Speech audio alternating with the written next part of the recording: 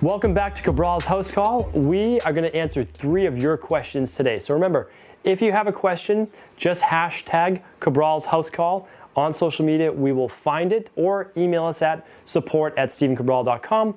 Let us know what your questions are. It could be answered right here every day on Cabral's House Call. So today's first question is, how do I get started? So this is obviously one of the most popular questions. You're trying to get into a new wellness routine, or really overcome anything like Hashimoto's or Lyme disease, or like, how do you just get started, or weight loss? That's obviously a big one. I think the real trouble comes from how do I get started is because you've been kind of stuck in a rut for so long. It's like, how do you dig your way out of that? That's the bigger thing, because I think we know what we have to do to get started, because there is a starting point, meaning like, if you want to lose weight, you're going to obviously change your nutrition. You're going to change a little bit of your exercise. You're going to change a little bit of your lifestyle. So the bigger component comes from what's going to motivate you to get started. So I think that's going to be a little bit different for each person. And I would find out your big why. That's why I always ask that. So let's go back to, let's talk about rheumatoid arthritis, just an autoimmune-based disease.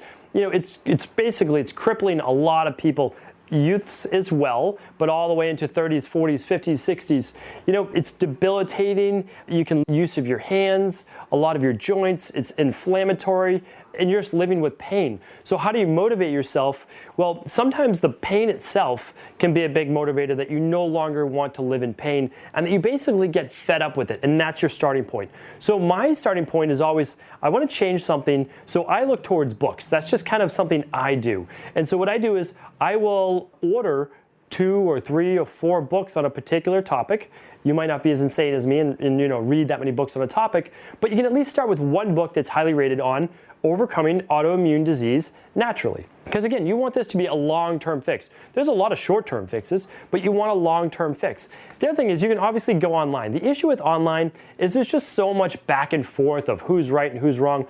Go with a program that you have a book written, a protocol written, and then let that be your starting point. I also like to start on a Monday or start fresh at the beginning of a month.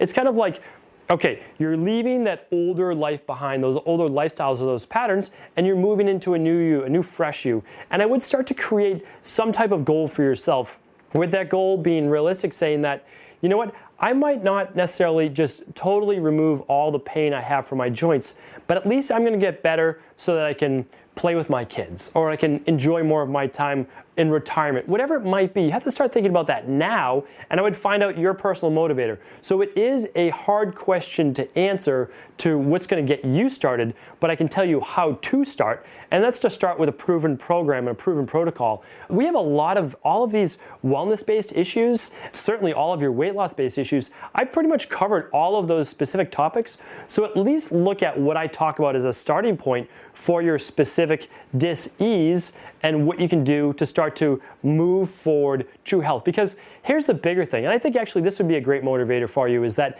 anyone who, whatever position you're in right now, there's been someone in that same position before, and they've overcome what you've overcome. That was a huge motivator for myself when I wasn't feeling well, and it can be a huge motivator for you. No matter what you have, someone's had it as well, and they've overcome it. That means you can as well. You really can. I truly believe that. You might not get it right your first time, or a second time, or a third time, but if you don't give up, you're going to get it right. All right. Hopefully that answered it. Next question. So what do I do to motivate myself? So this is a nice question, I guess, as an adjunct to the first question.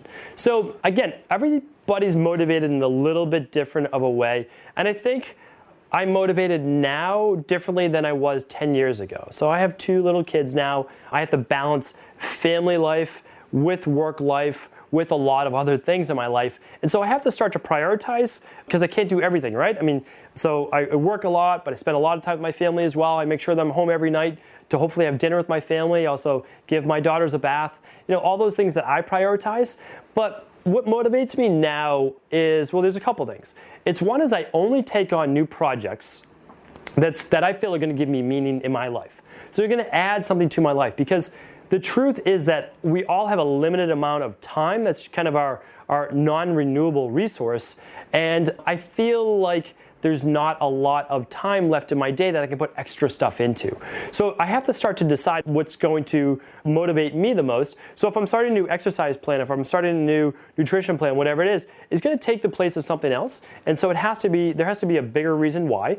I tend to motivate myself and do a new lifestyle plan every 12 weeks or so, kind of like once a quarter, just to refresh myself. In the summertime, I might be training for a sprint triathlon, which I think are fun. In the fall, maybe I get more into heavier weightlifting. It could be just different things that are motivating me, but I can tell you the main thing that motivates me right now in my life is making sure I accomplish things that I would regret not doing in my life. So I don't know if that sounds deep or not, but basically what I'm looking at is not a lot of people, I think my age at least, or somewhere in their 30s, think of it this way, but you have to keep in mind that in my late teens, I became very, very sick.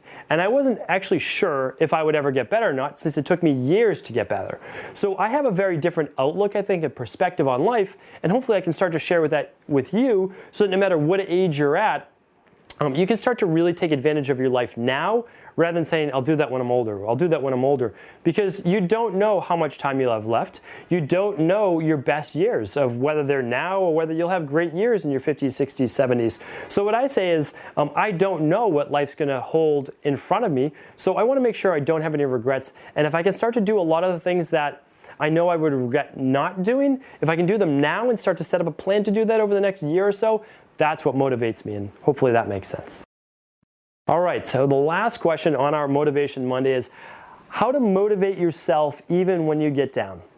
All right, so let's use a real life, real world example right now. So we get this question a lot, and so maybe we got this a half a dozen times to a dozen times over the last week, and the bigger perspective is that you think that you're alone by falling off the wagon or getting down or whatever it might be. You're not. It happens to everyone. It happens to myself as well. We're not perfect. Things come up in your life that throw you off track.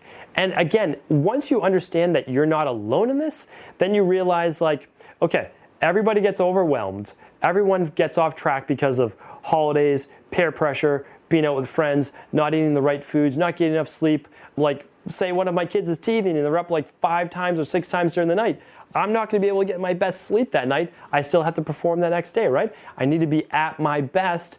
And so what I do is I now realize that I'm not going to be perfect, and I'm not always going to be able to stay on track. And again, this was only like a revelation to me over the last couple of years. Before that, I would beat myself up about it. I would realize that I got off track, and that would really demotivate me and sometimes just really derail me. So now what I say is, I'm never going to be perfect, and unfortunately neither are you, and that's okay, because what that means is, yes, you're going to get off track, but it's how quickly do you get yourself back on track that matters the most. A lot of people let a cheat meal Friday night just flow into the whole weekend, and now it's a cheat weekend.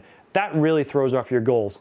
But if, let's just say you go out Friday night, you know you shouldn't be having, you know, the dessert or whatever it might be, and you have it because all your friends are there and it's what you want to do. Okay, so you get thrown off that Friday night. Don't let it snowball into Saturday. You just say, okay, that was my cheat meal for the week.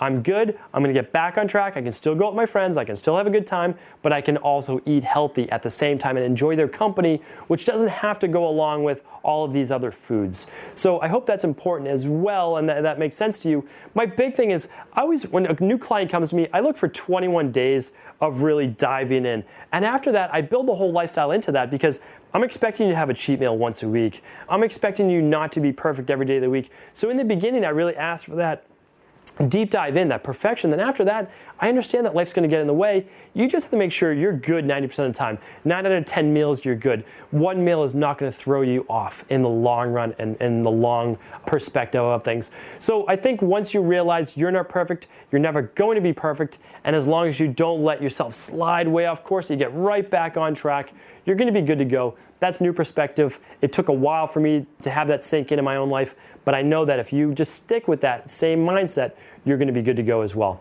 I hope you enjoyed today's Cabral's House Call, and we'll be back real soon with more of your questions answered. Have a great day. Thank you for just tuning into the Cabral Concepts. I want to make you aware of a really fun contest we have going on right now in January. And what we're gonna do is we're actually giving away over $2,000 in prizes. This is amazing stuff. This is all things that people use in my own Boston practice, and it's completely free to enter. All you have to do is simply download, subscribe, and review this podcast. Just, give it, hopefully, 5 stars or as many stars as you can give it. Right on iTunes. Very, very simple. To get the full details, simply go to cabralpodcast.com.